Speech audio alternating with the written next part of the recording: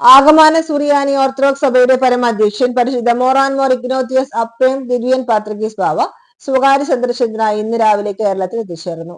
December 19 വെള്ളിയാഴ്ച വരെ മഞ്ഞനിക്കര ദയറായിൽ പരിശുദ്ധ ബാവ പ്രാർത്ഥനയും ധ്യാനത്തിലുമായി കഴിയും. തന്റെ മുൻഗാമിയായിരുന്ന പരിശുദ്ധ മോറാൻമോർ ഇഗ്നാത്തിയോസ് ഏലിയാസ് ദിവ്യൻ പാത്രികീസ് ബാവയുടെ പുണ്യകബറിടത്തിൽ ധ്യാനത്തിലും പ്രാർത്ഥനയിലുമായി സമയം ചെലവഴിക്കാനാണ് പരിശുദ്ധ പിതാവ് എത്തിയിട്ടുള്ളത്.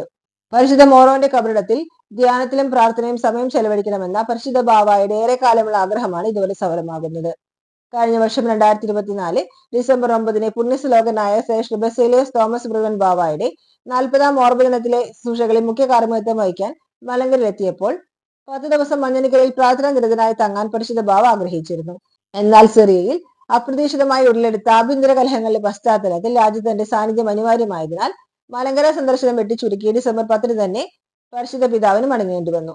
അന്ന് ആഗ്രഹം പൂർത്തിയാക്കാതെ മടങ്ങിയ അതേ ഡിസംബർ 10 തന്നെ കൃത്യം 1 വർഷത്തിന് ശേഷം വീണ്ടും പുണ്യസ്ഥലത്ത് പ്രാർത്ഥനയ്ക്കായി എത്തിച്ചേരാൻ സാധിച്ചത് ദൈവനിയോഗമായാണ് പരിശുദ്ധ ബാവ കാണുന്നത്. ഇന്ന് വൈകിട്ട് പരിശുദ്ധ ബാവ മഞ്ഞനിക്കര ദയറയിൽ എത്തിച്ചേർന്ന് ധ്യാനം ആരംഭിച്ചു.